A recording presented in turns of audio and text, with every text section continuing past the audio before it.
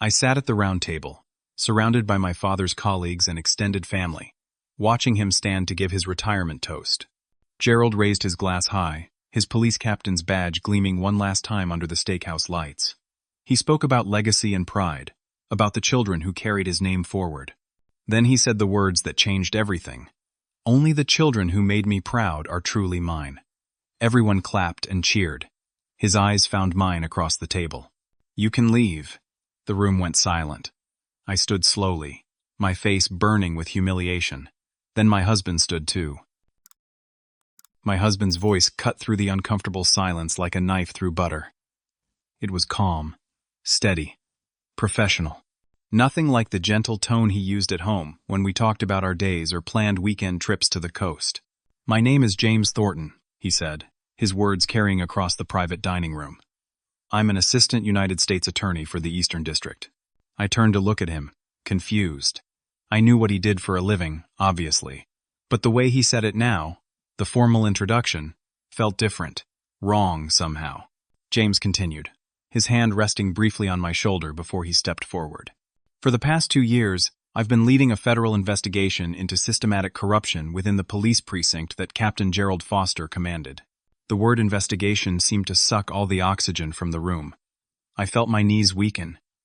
My father's face, which had been smug and satisfied just moments before, went pale. "We have extensive evidence," James said, pulling a folded document from his jacket pocket. "Bank records showing deposits totaling over $400,000 from known criminal enterprises. Falsified police reports covering up misconduct. Witness testimony from officers who were pressured to participate in protection rackets.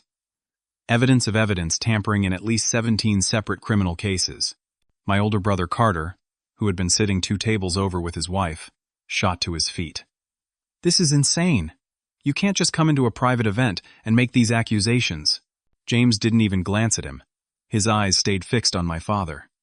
"Captain Foster, federal agents, are currently positioned outside this establishment. I'm authorized to inform you that a warrant has been issued for your arrest on charges of racketeering, corruption, wire fraud, and conspiracy." I couldn't breathe, couldn't think. My mind was racing through the past 3 years of marriage. James and I had met at a charity fundraiser for youth programs. He'd been charming, funny, easy to talk to. We'd fallen in love quickly, got married in a small ceremony in the mountains, built a life together in our townhouse across the river. When had this started? When had he known? "Monty." James turned to me, and I saw something in his eyes that might have been regret. "I want you to know that I didn't tell you about the investigation to protect you from any potential legal complications. You were never a suspect. You were never under investigation. This case had nothing to do with you." "Had nothing to do with me?" My voice came out strangled. "You married me. You've been in my family's home. You've sat at holiday dinners with my father, with my mother, with everyone I know. I married you because I love you," James said quietly. The investigation started 8 months after our wedding. When evidence came across my desk, I had to make a choice. I chose to pursue justice.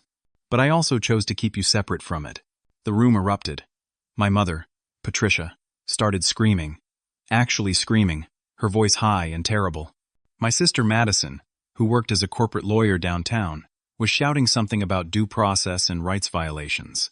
Cousins, aunts, uncles, all of them talking at once, their voices blending into a wall of noise that made my head pound. Carter shoved through the crowd toward me. At 35, he was 3 years older than me and had always been bigger, stronger, more physical. He'd played football in high school while I'd been in the art club. He'd become a cop like our father while I'd gone to architecture school.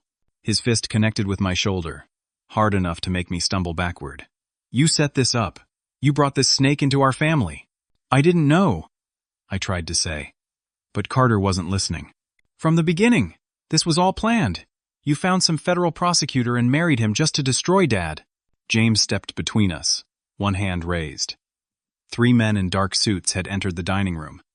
Federal agents, I realized. One of them was speaking into a radio.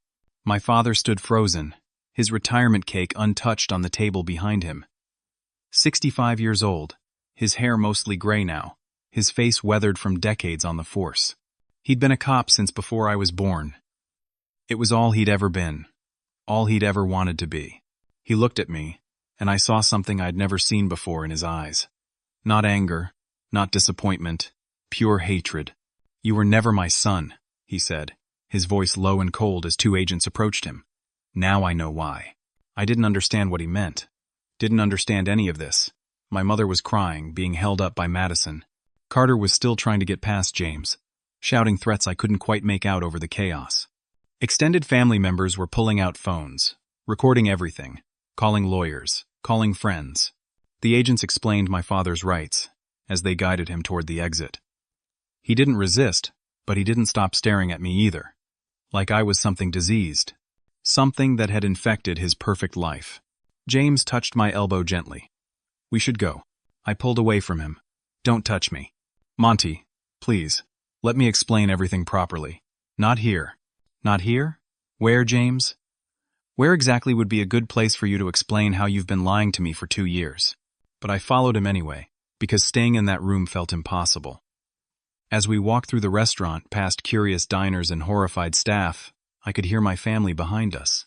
Carter's voice carried over all the others. "We'll make you pay for this. Both of you. You destroyed this family." Outside, the spring air felt too cold. Or maybe I was just numb. Federal vehicles lined the street, their lights painting everything in alternating blue and red. My father was being placed in the back of one car, his hands cuffed behind him. He saw me standing there on the sidewalk. Our eyes met one last time, and then he was gone, the car pulling away into traffic. James stood next to me, silent, waiting. "Did you ever love me?" I asked. "Or was that part of it too? Part of the investigation?" "I love you," he said simply. "That was never fake, never part of anything but us." I didn't know if I believed him. Didn't know if I could believe anything anymore. I got into our car without another word. James drove us home through the city streets, neither of us speaking. Behind us, my entire life was collapsing, and I had no idea that it was only just beginning. 1 week after the retirement dinner, I was living in a hotel room downtown. Nothing fancy. Just a basic room with a bed, a desk, and a bathroom that smelled faintly of industrial cleaner. I couldn't stay in the townhouse I'd shared with James. Couldn't sleep in our bed. Couldn't look at the photos on the walls showing our life together. Every surface felt contaminated by lies. James had tried to explain everything that first night. How the investigation had started with a tip from an informant. How evidence had slowly accumulated over months. How he'd been bound by federal protocols not to discuss ongoing cases with anyone, including his spouse. How he'd wanted to tell me so many times, but couldn't risk compromising the case, or putting me in a position where I might be called to testify. I'd listened to all of it. Then I'd packed a bag and left. Now I sat on the hotel bed, watching the local news coverage of the scandal. My father's arrest was the lead story. Retired police captain charged with corruption, years of alleged misconduct. Investigation ongoing. They kept showing the same photo of him in uniform, dignified and proud. My phone buzzed. Another message from Carter. I didn't read it. Over the past week, I'd received hundreds of messages. Some from family, calling me traitor, snake, disgrace. Some from old friends, asking what was real, what I'd known, whether I'd been part of it. Some from strangers who'd somehow gotten my number. People who either supported me or condemned me based on incomplete information and their own assumptions. I'd stopped reading them days ago.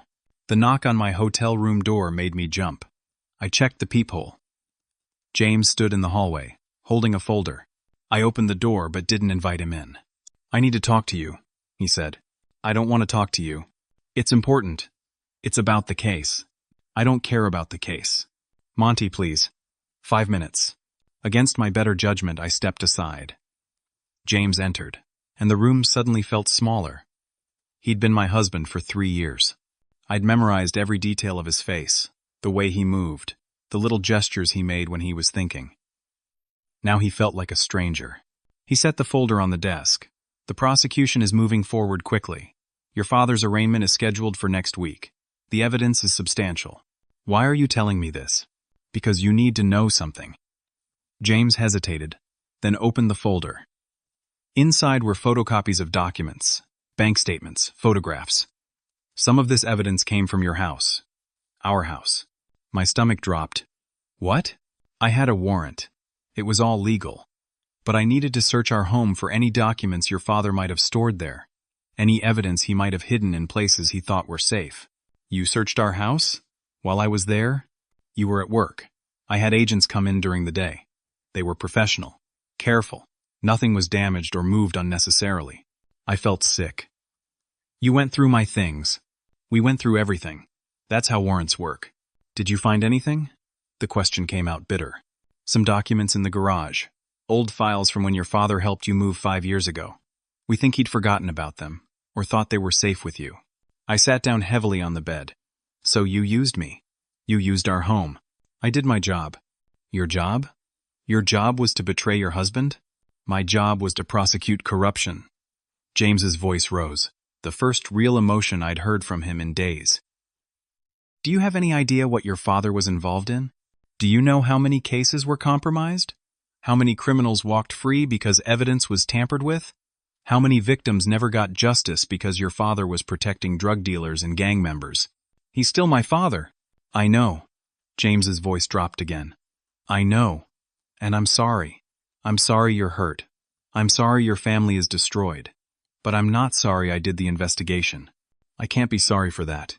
We stared at each other across the small hotel room. Everything that had once connected us felt severed now. Love, trust, partnership, all of it gone. My phone rang. I glanced at the screen.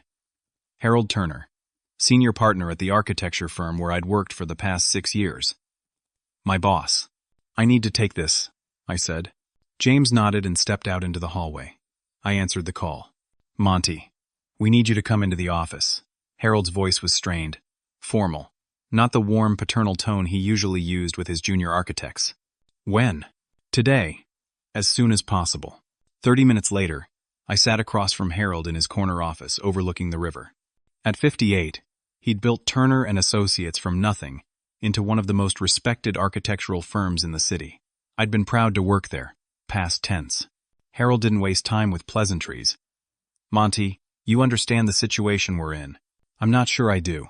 The police union has pulled 2 major contracts. The city council has postponed our bid for the new civic center. We've received calls from 3 other clients expressing concerns about continuing to work with us. Because of me. Because of your association with this scandal. Your father's arrest. Your husband's role in the investigation. The publicity. Harold sighed, rubbing his temples. Monty, you're a talented architect. You have a bright future. But right now, your presence here is causing problems. I didn't do anything wrong. I know that. Legally, you're completely clear. But perception matters in this business. Reputation matters. And right now, your name is associated with police corruption and federal investigations. So you're firing me. I'm asking you to take a leave of absence. Voluntary. Paid for the first month. Then we'll reassess based on how things develop. That's just firing me slowly. Harold didn't deny it. I have 43 other employees to think about. Their families. Their mortgages. I can't let the entire firm sink because of one person's circumstances.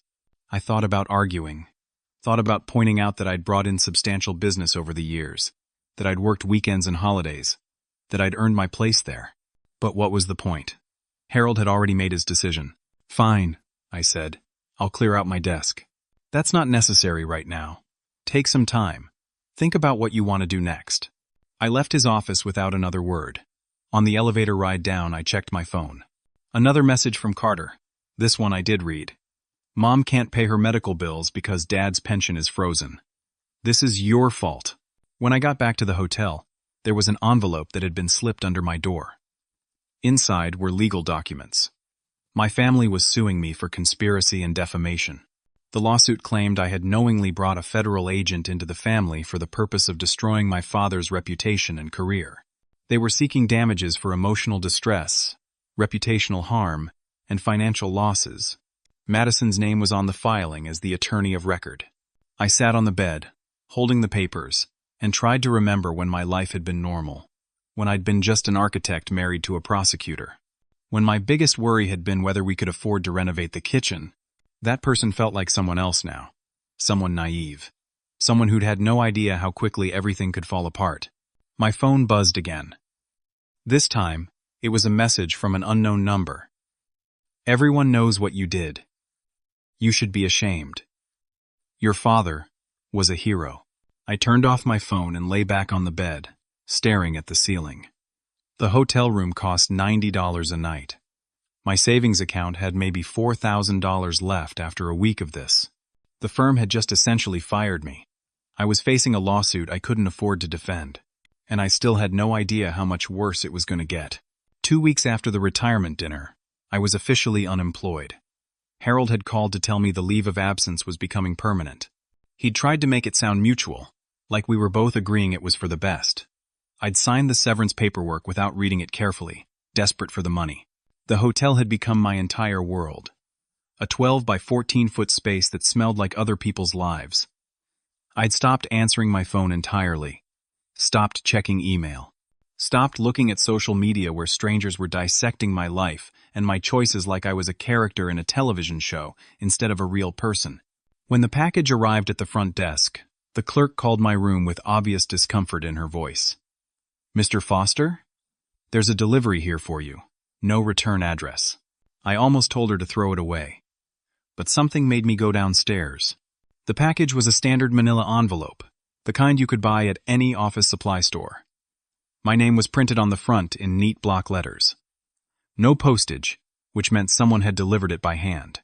Back in my room, I opened it carefully. Inside was a flash drive. Nothing else. I stared at it for a long time before plugging it into my laptop. This could be anything. A virus. Some kind of threat. Evidence of more things I didn't want to know about. The drive contained a single folder, password protected. I tried a few obvious passwords. My birthday. My father's badge number. Nothing worked. Then, on impulse, I tried my birthday again but formatted differently. Month, day, year, as a continuous 8-digit number. The folder opened. Inside were dozens of files. Bank statements, scanned documents, photos, email transcripts. I started reading, my heart rate increasing with each page. These weren't records of my father's corruption. They were records of Carter's. Bank accounts in the Cayman Islands with deposits totaling over $800,000. Dates going back 6 years. Wire transfers from shell corporations with names like Seaside Holdings and Metro Investments. None of it connected to my father's name. More documents showed property purchases. A vacation house in the mountains under an LLC. Luxury car registrations. Credit card statements for expenses no police sergeant's salary could cover. Then I found the emails. Messages between Carter and people I didn't recognize. Coded language about merchandise and protection and schedules. References to drug shipments, meeting times and locations. But the worst part was the document dated 6 months ago. A printout of what looked like a conversation transcript. Carter talking to someone about the investigation. The feds are looking at Dad. They have some of the paperwork. How much do they know? Enough to be a problem, but most of the actual operation is under my name, not his.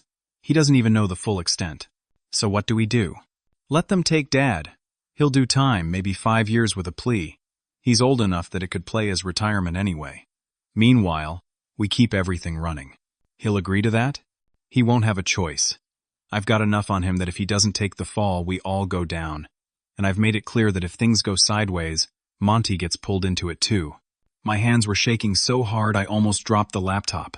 I read it again and again. Carter had framed our father, had been running the corruption operation himself and let Gerald take the blame, had threatened to implicate me to force Gerald's cooperation. More files showed communication between Carter and Madison. She'd known. Had helped plan the legal strategy to make my father's cooperation look voluntary instead of coerced. Had prepared the lawsuit against me as a way to redirect attention and ensure I stayed isolated from any family support.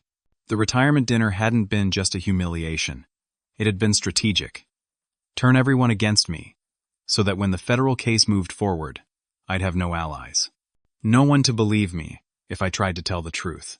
I looked through more files until I found what I was looking for. Photos of my father that looked recent. He appeared thinner, older, stressed, and handwritten notes in his distinctive scrawl. Carter threatened Monty directly, said he'd plant evidence in M's house, ruin his career. I had no choice, had to protect my son.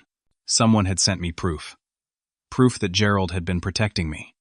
Proof that Carter was the real criminal. Proof that my entire family had conspired to make me the scapegoat. But who? And why? I unplugged the flash drive and sat staring at it. This evidence could change everything. Could free my father, destroy Carter, expose the truth, or it could get me killed. My phone rang. Unknown number. I hesitated, then answered. Monty Foster? The voice was male, older, rough around the edges like someone who'd smoked for too many years. Who is this? Someone who knew your father before your brother corrupted him. I sent you the package. Why? Because Gerald was a good cop once. Best partner I ever had. He made mistakes, but he made them trying to protect you. That counts for something. Who are you? Doesn't matter. What matters is you now have the truth. But you need to be careful. Your brother has friends in dangerous places. People who've killed for less than what's on that drive. If this is real, if this evidence is legitimate, why won't you come forward? Why won't you testify? A long pause. Because I want to keep living. I've got grandkids, Monty. I'm not throwing away the rest of my life. Then what am I supposed to do with this? That's up to you. But you should know. Your brother knows someone sent you something. He doesn't know what yet, but he's suspicious. He'll be watching you. The line went dead. I sat frozen, the flash drive in my palm. Evidence that could save my father and destroy my brother. Evidence I'd obtained anonymously, which meant any defense attorney could argue I'd manufactured it. Evidence that made me a target. A knock on the door made me jump. I shoved the flash drive under my pillow and checked the peephole. James stood in the hallway, but he wasn't alone. A woman in a dark suit stood next to him. I opened the door. What do you want? This is Angela Martinez, James said. She's a prosecutor with the State Attorney General's office. I've referred your situation to her because I can't be involved anymore. Conflict of interest. Angela stepped forward, extending her hand. I shook it automatically. She was maybe 40, with sharp eyes that seemed to take in everything about my sad hotel room in one glance. Mr. Foster, your family's lawsuit against you raises some concerns. I'd like to discuss your options. They came inside. I didn't mention the flash drive. Didn't know if I should. James had already betrayed me once.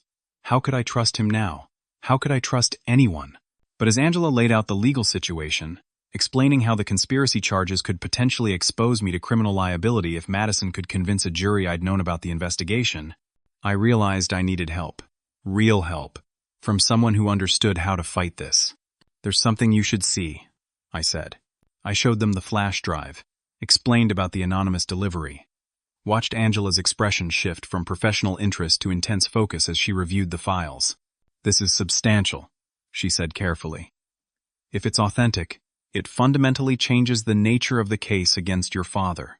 It's authentic, I said. I can tell by the writing, by the details. This is real. The problem is chain of custody. You received this anonymously. Any defense attorney will argue you could have created these files yourself. Why would I do that? To protect your father. To shift blame to your brother. The fact that you have obvious motive undermines the credibility of the evidence. James was silent, studying the documents on the screen. Finally, he said, "The conversation transcript. That's from a wiretap." I recognized the format. This came from law enforcement surveillance. Which means someone in law enforcement sent it to Monty, Angela said. Someone who had access to sealed evidence. Can you find out who? I asked. Maybe. But it'll take time. And meanwhile, you're in danger. If your brother knows you have this, or suspects you do. She didn't finish the sentence. That night, after they left, I couldn't sleep. Every sound in the hallway made me tense. Every car that drove past on the street below made me wonder if someone was watching. The anonymous caller's words kept repeating, "Your brother has friends in dangerous places." The next morning, I received an email from the firm. They'd processed my termination. The severance package was contingent on signing a non-disclosure agreement. I wouldn't be allowed to speak publicly about the firm, my employment there, or any circumstances related to my departure. I needed the money. My hotel bill was due in 3 days, and I was almost broke. So I signed it, feeling like I was signing away my ability to defend myself, signing away my voice. I was being systematically isolated.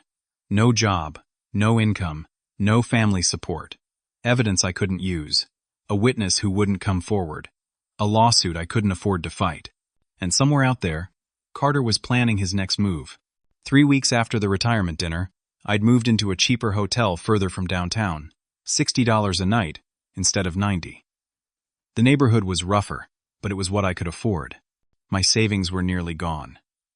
The severance from the firm would last maybe 2 more months if I was extremely careful. I spent most of my time in the room, trying to figure out what to do with the evidence I had. Angela Martinez had been honest with me. Without the original source willing to testify, the flash drive was legally problematic. But she'd also said she was investigating, trying to trace where the surveillance transcripts had come from. That morning, my laptop chimed with an incoming email. The sender was listed as a friend. No other identifying information. I almost deleted it without opening. But something made me click. Inside were attachments, photos. My chest tightened as I opened them one by one. James and Madison, together at a restaurant. The timestamp said it was from 14 months ago. Another photo. James and Madison entering a hotel, 10 months ago. More photos. Coffee shops, parking garages. His office late at night. Dates spanning back 18 months. Timestamps proving they'd been meeting secretly throughout my marriage. The final attachment was the worst. A video clip, grainy and short. James and Madison kissing in his car. The timestamp was from 2 months before the retirement dinner. I sat staring at the screen, my mind refusing to process what I was seeing. My husband and my sister and my husband. During our marriage. During the investigation. How many lies could one life hold? I called James. He answered on the second ring, sounding cautious. Monte, I need to see you. Now. What's wrong? Just come to my hotel. Now. He arrived 30 minutes later, looking concerned. I didn't waste time. Just turned the laptop around so he could see the photos displayed on the screen. His face went pale. Actually pale, the color draining away. Monty, I can explain. Explain what? That you were sleeping with my sister while investigating my father? While married to me? It wasn't like that. Then what was it like, James? Help me understand how this looks anyway except exactly what it is. He sat down heavily on the edge of the bed. Madison and I met before I realized she was your sister. It was at a legal conference in Chicago. We talked, had drinks. One thing led to another. You had an affair. Yes, I had an affair. And when I found out she was your sister, I should have ended it immediately. I know that, but I didn't. How long? 18 months. It ended 3 months ago, before the arrest. Before you destroyed my family. I ended it because I realized how wrong it was. How I was betraying you in every possible way. Madison wanted to keep going, but I cut it off. I looked at him. This man I'd married. This man I'd thought I knew. Did you share investigation details with her? No. Never. James. I swear to you, Monty. I kept the investigation completely separate. She tried to ask me about it a few times, especially after things got serious with your father. But I never told her anything. Do you expect me to believe that? You're sitting here admitting you lied to me for a year and a half, but you want me to trust that you maintain professional ethics with your mistress? He flinched at the word. I know how it sounds. Get out. Monty. Please. Get out of my room. Get out of my life. We're done. The marriage is done. Everything is done. James stood slowly. At the door, he turned back. I'm sorry. For all of it. You deserved better than what I gave you. After he left, I sat in the empty room and tried to figure out what to feel. Anger, betrayal, hurt. All of it mixed together until I couldn't separate one emotion from another. My phone rang. Angela Martinez. Monty, we have a problem. Madison has filed a formal complaint with the State Bar Association. What kind of complaint? She's alleging that James shared privileged investigation information with you. Claims you had knowledge of the federal case before your father was arrested. If she can prove prosecutorial misconduct, the entire case against your father could be dismissed. That's not true. I didn't know anything. I believe you. But Madison is saying James told you details during Pillow Talk, that you were aware of the investigation for months. She's claiming the whole thing was a conspiracy between you and James to destroy your family. That's insane. It's strategic. If she can establish misconduct, James gets disbarred and your father walks. She undermines the federal case from inside. And Monty, there's more. If they can convince anyone you had privileged information and didn't report it, you could face charges for obstruction. How is that possible? I didn't do anything. Sometimes in these cases, not doing something is considered doing something. It's complicated. And honestly, it's a stretch. But Madison is a good lawyer. She knows how to build a case. I thought about the photos I'd just seen. The affair. James and Madison meeting secretly for over a year. What if James did share information with her? Not with me, but with her? Angela was quiet for a moment. That would be very bad. For everyone. After we hung up, I sat thinking about everything I knew. Carter running the corruption operation and framing Gerald. Madison helping Carter cover it up while also having an affair with James. James investigating my father while betraying me with my sister. All of them lying, manipulating, using each other. And me, trapped in the middle of it all, getting crushed from every direction. A knock on the door interrupted my thoughts. I checked the peephole and saw my mother standing in the hallway. Patricia looked terrible. She'd lost weight, her clothes hanging loose. Her hair, usually carefully styled, was pulled back in a messy ponytail. She'd aged a decade in 3 weeks. I opened the door. Monte. Her voice cracked. Can I come in? I stepped aside. She entered, looking around the cheap hotel room with obvious distress. Is this where you're living? For now, you should come home. To the house. Your old room is still there. Mom, you sued me. Your name is on the lawsuit. That was Carter and Madison. I just signed what they put in front of me. That's still signing it. She sat down in the single chair, folding her hands in her lap. Your father is in jail. They won't give him his blood pressure medication properly. He's not doing well. The doctors say his heart is under tremendous stress. Guilt twisted in my stomach. I didn't do this. Then help us fix it. Drop whatever evidence you're planning to use. Stop cooperating with the prosecution. Come home and be part of this family again. I can't do that. Why not? He's your father. He's also a criminal, Mom. He took bribes. He covered up crimes. People got hurt because of what he did. He was protecting you. Patricia's voice rose, desperate. Carter told me everything. Your father knew Carter was going to implicate you in something terrible. He took the blame to keep you safe. And this is how you repay him? I stared at her. Carter had fed her the same lies he'd probably fed everyone. Made Gerald into a martyr.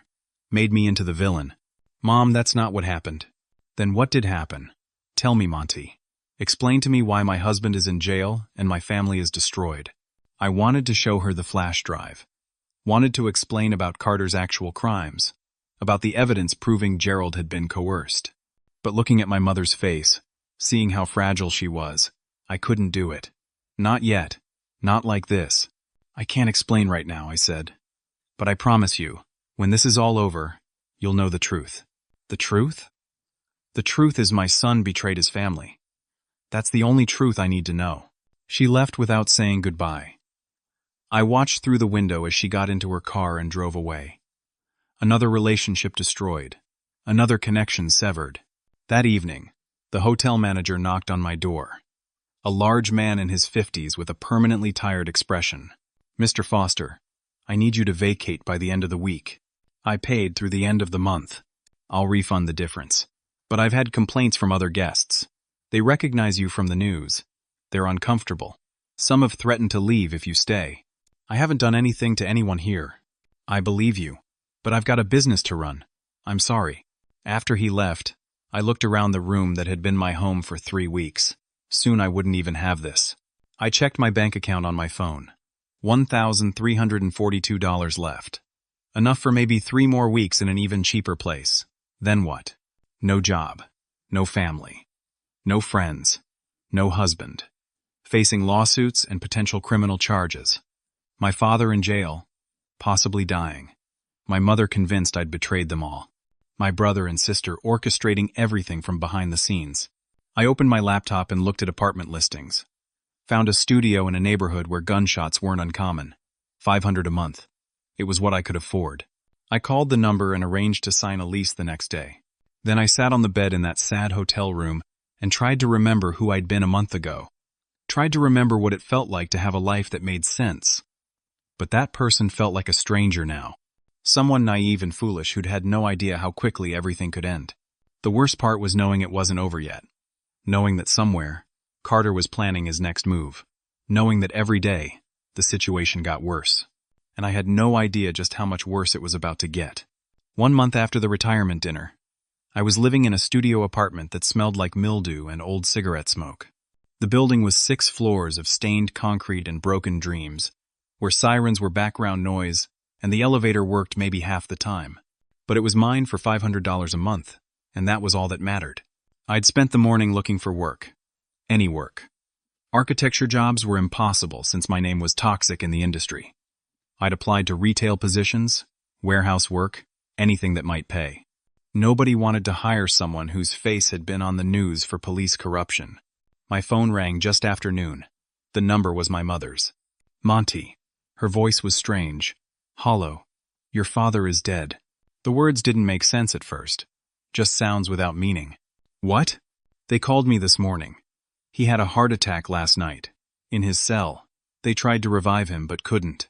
I sat down on the edge of my bed. The mattress was thin, springs poking through in places. When? Around 3 in the morning.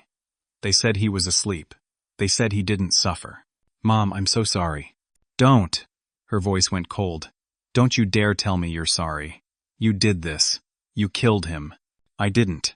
He died in a cage. Because of you. Because you brought that prosecutor into our family. Because you chose your husband over your father. That's not what happened.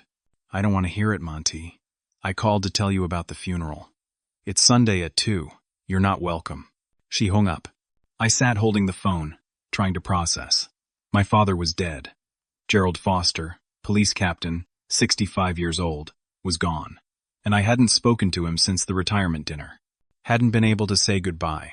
Hadn't been able to tell him I was trying to find the truth. The news broke within hours. Local stations ran with it immediately. Retired police captain dies in custody. Police corruption scandal claims. Life of retired officer. The coverage was sympathetic to my father, painting him as a dedicated public servant who'd made mistakes and paid the ultimate price. My phone started ringing constantly. Reporters wanting statements. Old family friends offering condolences mixed with accusations. Strangers calling to tell me I should be ashamed. I turned off my phone and sat in silence. The next day, Carter held a press conference. I watched it on my laptop, the video streaming from a local news site. He stood in front of our childhood home, flanked by police union representatives and local politicians. Behind him, I could see my mother being supported by Madison and several aunts. Everyone was wearing black. My father served this community for 43 years, Carter said, his voice strong and clear. He dedicated his life to protecting the people of this city. He raised his family to value honor, integrity, and service. The camera flashed to supportive nods from the crowd that had gathered. Neighbors, former colleagues, community leaders. Gerald Foster died in a jail cell, branded a criminal by false accusations. Accusations that were orchestrated by his own son. Carter's voice broke strategically, perfectly timed for maximum emotional impact. Monty brought a federal prosecutor into our family under the guise of marriage. He used that relationship as a weapon to destroy an innocent man. Behind him, my mother was crying, actually crying, her body shaking with sobs. Madison held her, whispering something in her ear. Carter continued, "The stress of these baseless charges killed my father, the humiliation, the betrayal by his own son. It was too much for his heart to bear, and now he's gone. My mother is a widow. Our family is shattered, all because one person decided to destroy us." He held up photos. Me and James at various family gatherings. At Christmas. At birthdays. At summer barbecues. This was the plan all along. Infiltrate our family. Gather information. Manufacture evidence. Destroy a good man's reputation and legacy. A reporter shouted a question I couldn't quite hear. Carter nodded. "We're filing a wrongful death lawsuit against Monty Foster and James Thornton. They will be held accountable for what they've done. My father's blood is on their hands." The press conference continued, but I closed the laptop. I couldn't watch anymore. Over the next 2 days, the story exploded. Social media was full of posts condemning me. Someone created a hashtag. Justice for Gerald. People I'd never met were calling for my arrest, my prosecution, my death. A news van parked outside my building. Reporters tried to catch me coming and going. I stopped leaving the apartment. Food delivery drivers wouldn't come to my building after seeing the news. The few friends I had left stopped returning messages. Angela Martinez called to tell me she was recommending I seek my own legal counsel for potential criminal exposure. Even she was abandoning me now. On Saturday, the day before the funeral, I decided I needed to see my father one last time. I called the funeral home and asked about viewing hours. "We're closed to the public," the director said carefully. "The family has requested private viewings only." "I'm family. I'm aware, Mr. Foster. However, the family has specifically requested that you not be admitted. Can I just see him for 5 minutes? Early in the morning before anyone else is there?" "I'm sorry. I have my instructions." Sunday arrived. The funeral was at 2, held at the large Catholic church where we'd attended services when I was young. I knew I wasn't welcome, but I went anyway. I stood across the street in the rain, wearing the only suit I still owned. Water soaked through to my skin, but I didn't care. I watched hundreds of people arrive. Police officers in dress uniforms, politicians I recognized from local news, community leaders, extended family, old friends of my parents. The parking lot was full. People lined up to enter the church. I could hear organ music from inside when the doors opened. My mother arrived in a limousine. Carter and Madison flanked her, holding her arms as she walked slowly up the steps. She looked tiny between them, fragile. I wanted to cross the street. Wanted to go to her, hold her, tell her I was sorry even though I hadn't done what she thought I'd done. But I stayed where I was, hidden behind a tree, watching my father's funeral from 100 yards away. Local news cameras captured everything. They interviewed people as they arrived. Gerald Foster was a hero. He gave his life to this community. What happened to him was a tragedy.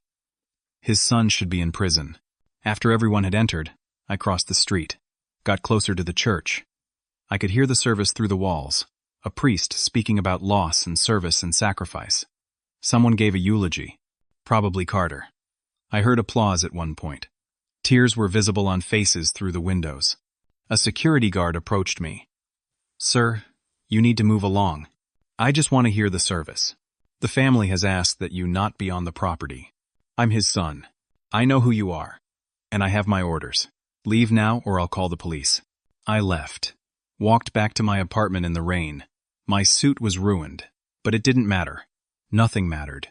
In the apartment, I stood in front of the mirror in the tiny bathroom. Water dripped from my hair. My face looked hollow. I'd lost weight over the past month. Couldn't afford to eat much. My eyes had dark circles. I looked like a stranger. On the sink was a bottle of sleeping pills I'd bought at the pharmacy. 60 pills. The pharmacist had looked at me strangely when I'd requested that many. I picked up the bottle and stared at it. Thought about how easy it would be. Take them all. Go to sleep. Stop feeling this crushing weight. Stop being the villain in everyone's story. Stop hurting. My phone, which I'd turned back on, buzzed with a message. Another hateful text from someone I didn't know. "Your father's blood is on your hands. You should die too." Maybe they were right. Maybe everyone would be better off if I just disappeared. The investigations could continue without me. My family could grieve without the complication of my existence. James could move on without the burden of our destroyed marriage. I opened the bottle, poured some pills into my hand. 30 or 40, I didn't count. My phone rang. I almost didn't answer. Almost just ignored it and did what I was planning to do. But some automatic instinct made me look at the screen. Unknown number. I answered. "Hello? Monty, this is Detective Raymond Hollis. Retired. I served with your father for 22 years. We need to meet. Tonight. I have something for you." His voice was different from the anonymous callers, but somehow familiar. Like maybe I'd heard it before at some family gathering years ago. "I don't want to meet anyone. Your father called me 3 days before he died. He was scared. He knew something was wrong with his blood pressure medication. He knew he might not make it. He recorded something for you, Monty. A confession. The truth. Everything." My hand closed around the pills. "Why should I believe you? Because I'm the one who sent you the flash drive, and because your father's last words to me were, Make sure Monty knows I was proud of him. Silence. Then, where? He gave me an address. A diner 30 miles outside the city. Be there at 9 tonight. Come alone. Don't tell anyone. He hung up.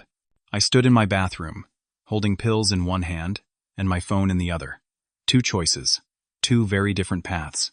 I poured the pills back into the bottle and put it in the cabinet.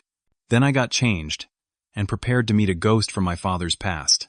The diner was exactly the kind of place you'd pick for a secret meeting. Off a rural highway, surrounded by empty fields, lit by buzzing fluorescent signs advertising coffee and pie. Maybe a dozen cars in the parking lot. Truckers, mostly, based on the big rigs idling nearby. I arrived at 8:55 and sat in my car for a few minutes, watching, looking for anything suspicious, but nothing seemed out of place. Inside, the diner smelled like coffee and fryer grease. Vinyl booths along the windows, a long counter with red stools, country music playing softly from speakers. An older man sat alone in the back booth. 70 maybe, with white hair and weathered skin. He wore a flannel shirt and jeans, a cane resting against the table. When he saw me, he nodded toward the empty seat across from him. I slid into the booth. Up close, I could see the resemblance to photos I'd seen in my father's old albums. Raymond Hollis had been in my house before. Years ago, when I was maybe 10 or 11, I vaguely remembered him at a backyard barbecue, talking with my father about fishing. "You look like hell," he said without preamble. "Thank you. Your father looked worse. Last time I saw him." Raymond gestured to a waitress, who brought me coffee without asking. He called me from jail. Used his one phone call that week to reach out. "Why you?" "Because I was his partner for over 2 decades. Before either of us made sergeant. Before the job got complicated. Before your brother came along and poisoned everything." Raymond reached into a canvas bag on the seat next to him and pulled out a small recording device. The kind that lawyers used for depositions. He set it on the table between us. "This is your father's voice, recorded 2 days before he died. He knew something was wrong. His medication wasn't working right. He was getting sicker instead of better. He suspected someone was tampering with it. Who? Carter has friends everywhere. Guards, inmates, suppliers. Your brother is very well connected in ways that should terrify you." Raymond pressed play. My father's voice came through the speaker. Weaker than I remembered, tired, but unmistakably his. "Raymond, if you're listening to this, then I'm probably gone." Heart finally gave out, or someone made sure it did. A pause, labored breathing. "I need to say things on record. Things Monty needs to hear." I leaned forward, my hands wrapped around the coffee cup. Gerald's voice continued. 6 years ago, Carter came to me with a problem. He'd gotten involved with some drug dealers, protection money. He swore it was temporary, a way to pay off gambling debts. I told him to stop, to get out, but he didn't. More breathing, the sound of papers rustling. It got worse. He started running operations, using my name, my reputation, to provide cover. When I found out how deep it went, I confronted him. Told him I'd report him myself if he didn't stop. That's when he threatened Monty. My father's voice broke slightly. Carter said if I tried to expose him, he'd plant evidence in Monty's house. Make it look like my youngest son was part of the corruption. He had the connections to do it. The access. He said Monty would go to prison for 20 years. Said no one would believe Monty's innocence because of his connection to me. A long pause. Coughing. I couldn't let that happen. Monty was clean. Always had been. Good kid. Better than the rest of us. So I took Carter's deal. I'd take responsibility for the corruption if he left Monty alone. If he kept Monty out of it completely. Raymond stopped the recording. "There's more. You want to hear it?" I nodded, not trusting my voice. He pressed play again. "But Carter and Madison, they're smarter than I gave them credit for. They twisted everything. Made the retirement dinner into a public humiliation. Turned the family against Monty, so he'd have no support. When the federal charges came, I thought maybe it would just be me going down. But they kept pushing. The lawsuit, the media, making Monty into the villain. My father's breathing was getting worse on the recording. Ragged. "If you're hearing this, Raymond, I need you to do something. Give this to Monty. Tell him I'm sorry. Tell him that dinner. Those words I said, they were theater. Carter and Madison scripted it. Said if I didn't publicly reject Monty, they'd go after him anyway. I thought I was protecting him. Instead, I helped destroy him. The recording continued. I was proud of Monty. Always. He was the only one who stayed clean, who built something honest. Architecture. Beautiful buildings. A good life. He was the son I should have been. My father's voice dropped to almost a whisper. There's a safety deposit box at First National Bank. Key is hidden in the house, behind the photo of my parents in the living room. Inside the box is more evidence. Everything I could gather about Carter's operation. Names, dates, transactions. It's all there. Give it to Monty. Let him finish this. The recording ended. Raymond and I sat in silence. Around us, the diner continued its normal operations. Truckers eating late dinners. A waitress refilling coffee.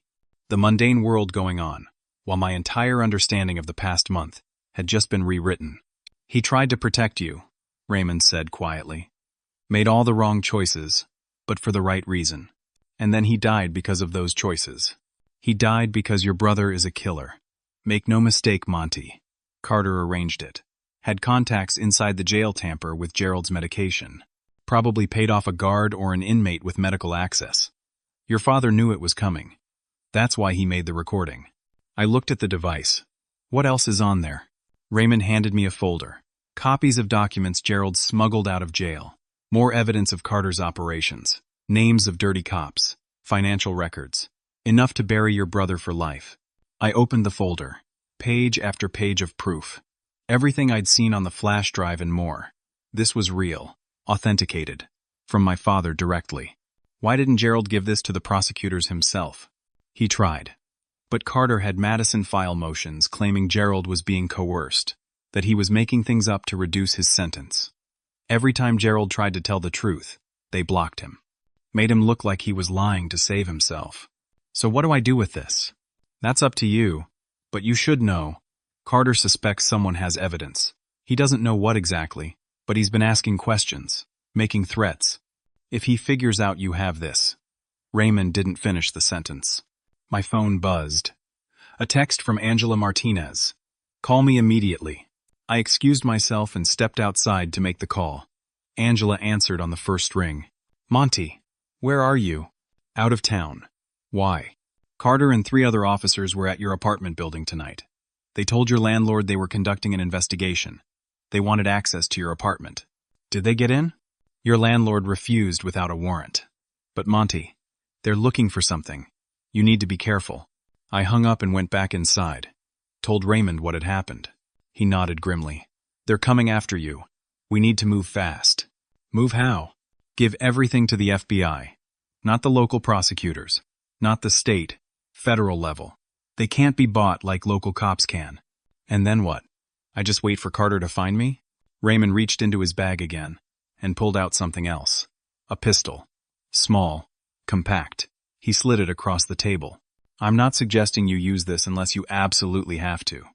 But your brother is desperate. Desperate men do desperate things. I stared at the gun. I'd never owned one. Never wanted to. But looking at it now, thinking about Carter showing up at my apartment, I understood why Raymond had brought it. I can't accept this. Then you're a fool. But it's your choice. We left the diner separately. Raymond gave me a number where I could reach him if needed. Then he drove away in an old pickup truck, leaving me alone in the parking lot with a recording device, a folder of evidence, and decisions I didn't want to make. I was halfway back to the city when headlights appeared behind me. Close. Too close. A dark SUV riding my bumper on the empty highway. I sped up. So did they. My heart was racing. This was it. Carter had figured it out, or followed me, or had been watching Raymond. The SUV pulled alongside me. I couldn't see inside through the tinted windows. Then it swerved toward my car, trying to force me off the road. I hit the brakes hard. The SUV shot past me. Then brake lights flared as it stopped in the middle of the highway. I threw my car into reverse, backing up, looking for somewhere to turn around. But there was nothing. Just empty road and dark fields. The SUV's doors opened. 3 men got out. I couldn't see their faces clearly in the darkness, but I recognized Carter's build. His walk. He started toward my car. I reached for my phone to call for help, but before I could dial, more headlights appeared. Multiple vehicles coming from both directions. Federal vehicles with lights flashing. Angela Martinez stepped out of one car. FBI agents poured out of the others. "Carter Foster," Angela called out. "You and your associates are under arrest." Carter froze, looked around at the agents surrounding him, then looked at me sitting in my car 50 feet away. "You set me up," he said. "Raymond contacted us 6 hours ago," Angela said.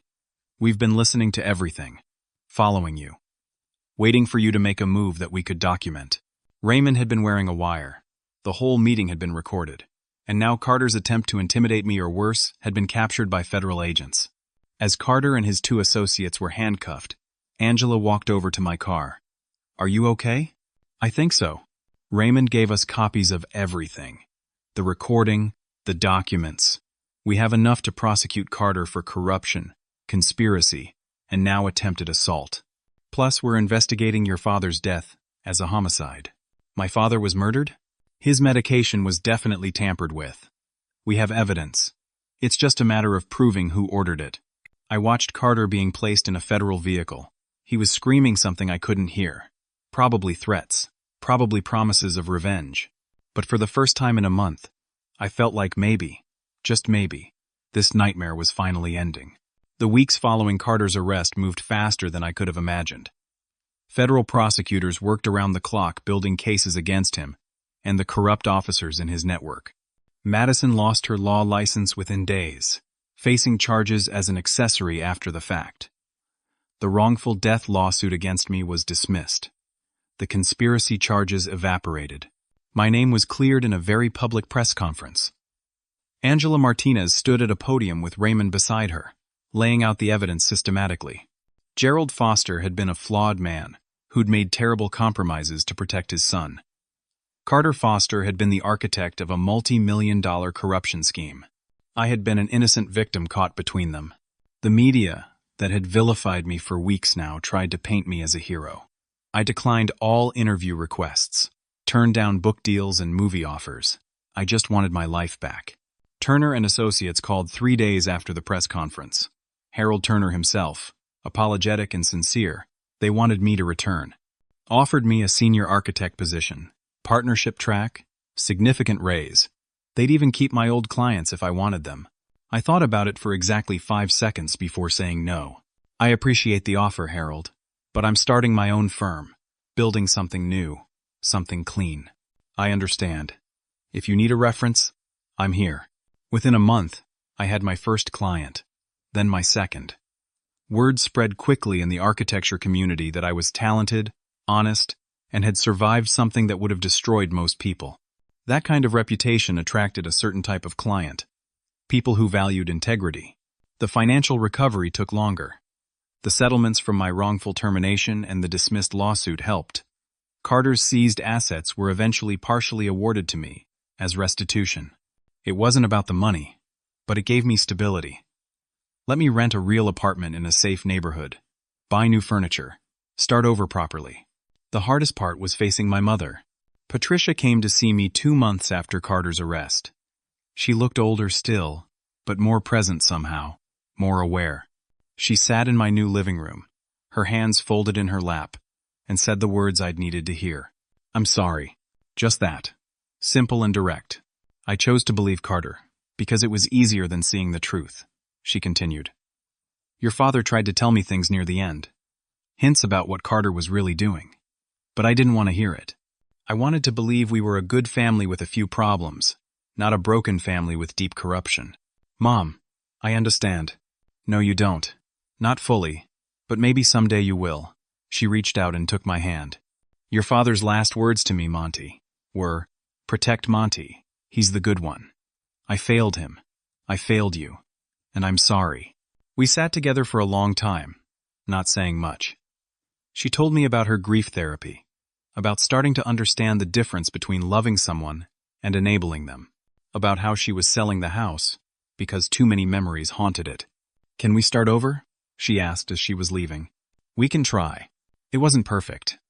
Our relationship would probably never be what it was before, but it was something, a foundation we could build on.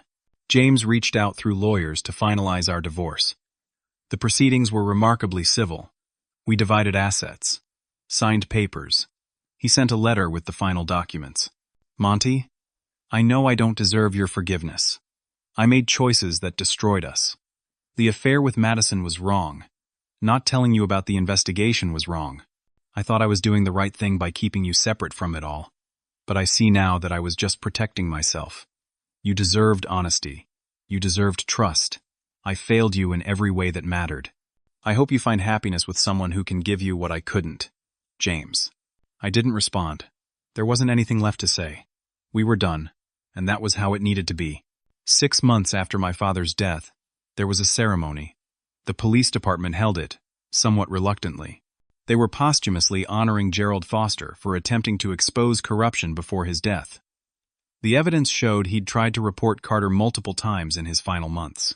That he'd resisted participating in the schemes.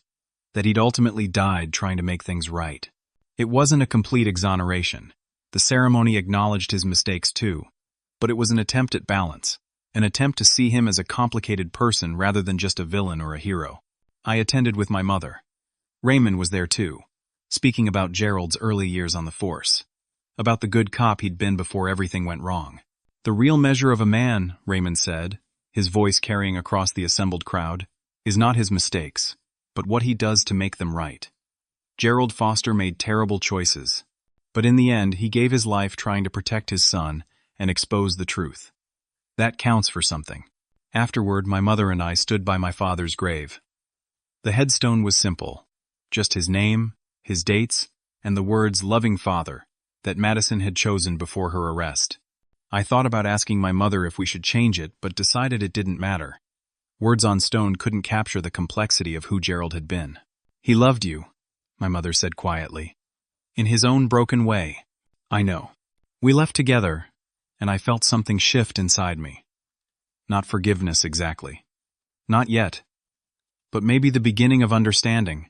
My father had been a flawed man, who'd made terrible choices while trying to protect me. Those choices had cost him everything. But underneath it all there had been love. Misguided, poorly expressed, destructive love. But love nonetheless. I threw myself into work. My firm grew slowly but steadily. I took on projects that mattered. A community center for at-risk youth. A housing development designed for veterans. An arts program building for a struggling school district. I was building things that helped people. Creating spaces that made life better. 7 months after the retirement dinner, I met someone new. His name was Daniel. He owned a bookstore in the arts district, lived a quiet life surrounded by literature and old records. We met by accident when I was buying a gift for Raymond's birthday. Started talking about architecture and design, about how spaces influence mood and thought. He asked me to coffee. I said yes, surprising myself. We talked for 3 hours about everything except police corruption and federal investigations. I know who you are, Daniel said as we were leaving. I know what happened to you, but that's not why I'm interested. I'm interested because you seem like someone who survived something terrible and come out still capable of kindness. We took it slowly. Dinner dates. Long walks through the city. Conversations about books and buildings and what makes a life worth living. He didn't push for more than I could give. Didn't demand explanations or confessions. Just offered steady, patient presence. After a few months, he asked, "Do you think you'll ever trust someone completely again?" "I don't know," I answered honestly, "but I'm willing to try." Raymond became an unexpected friend and mentor. We met monthly for dinner at the same diner where he'd given me the recording. He told me stories about my father's early days on the force. The good times before Carter had poisoned everything. "Your father saw Carter's ambition eating him alive," Raymond said one evening. "Tried everything to save him. But some people can't be saved. They have to save themselves, and Carter never wanted to. Did my father know I'd end up okay? I think he hoped." That recording he made, that was his way of trying to fix things from beyond the grave. Give you the tools to clear your name and rebuild. It wasn't enough to make up for his mistakes, but it was what he had left to give. Carter's trial was set for the following year. He'd be in prison for decades, probably the rest of his life. Madison faced 5 years minimum. The corrupt officers in their network were being prosecuted one by one. The police department was undergoing massive reforms. My name appeared in news articles occasionally. but now as a footnote, Monty Foster, whose testimony helped expose the corruption ring. Architect Monty Foster, who survived his family's betrayal to build a successful practice. The narrative had shifted from villain to survivor. One afternoon, almost a year after that terrible retirement dinner, I stood in my office looking at blueprints for a new project, a youth center that would serve underprivileged neighborhoods. It was ambitious, expensive, and absolutely necessary, the kind of building that could change lives. My phone rang, a potential client calling based on a recommendation from a city councilwoman I'd worked with before. The firm was growing. Life was moving forward. I thought about that night in my old apartment, standing in the bathroom with a bottle of sleeping pills. How close I'd come to giving up. How convinced I'd been that everyone would be better off without me. But Raymond's call had saved me, and Gerald's recording had given me the truth. And now, standing in my office surrounded by plans for buildings that would help people, I understood something important. My father had said at that retirement dinner, "Only the children who made me proud are truly mine." He'd looked at me and told me to leave. Those words had nearly destroyed me. But in his final recording, he'd revealed the truth. I was the one he was proud of. Not because I'd succeeded, or because I'd been perfect, but because I'd stayed honest when honesty cost me everything. Sometimes the greatest inheritance isn't money or approval. It's knowing you stood for something when standing meant standing alone. It's surviving the worst betrayal and choosing to build something good from the ashes. It's learning that your worth isn't defined by what others say about you, but by who you choose to be when the whole world seems against you. I'd lost my father, my husband, most of my family, and nearly my life, but I'd gained something too: clarity, strength, understanding of who I really was underneath all the expectations and relationships and complications. The scars remained. Some nights I still woke up anxious, remembering the fear and isolation. Some days I still felt the weight of everything I'd lost, but I was healing. Slowly, imperfectly, but genuinely healing. And maybe that was enough. Maybe that was everything. Now I want to ask you something. Have you ever been in a situation where doing the right thing cost you everything? Where standing up for truth meant losing the people you loved? How did you find the strength to keep going? Share your story in the comments below. Your experience might help someone else who's facing their own impossible choice. If this story moved you, if it made you think about justice, family, and the price of integrity, please hit that like button. Subscribe to hear more stories about real people facing extraordinary challenges. And share this with someone who might need to hear that survival is possible, even when everything seems lost. Thank you for listening to my story, for staying with me through the darkest parts and celebrating the light at the end. Remember, your worth isn't determined by who stands with you in the good times, but by who you are when you stand alone in the bad times. Stay strong, stay honest, and know that better days are possible. Until next time, take care of yourselves and each other.